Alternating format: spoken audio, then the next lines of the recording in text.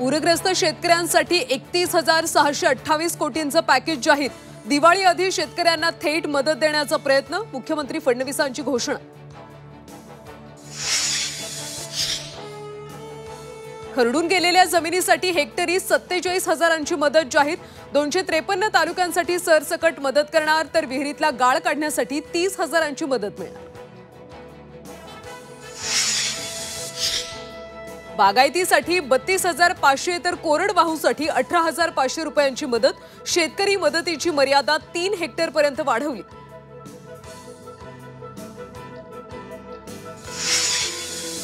ओल्या दुष्काळाच्या सगळ्या उपाययोजना लागू करण्याची सरकारची घोषणा। कर्ज वसुलीला मुख्यमंत्र्यांची स्थगिती।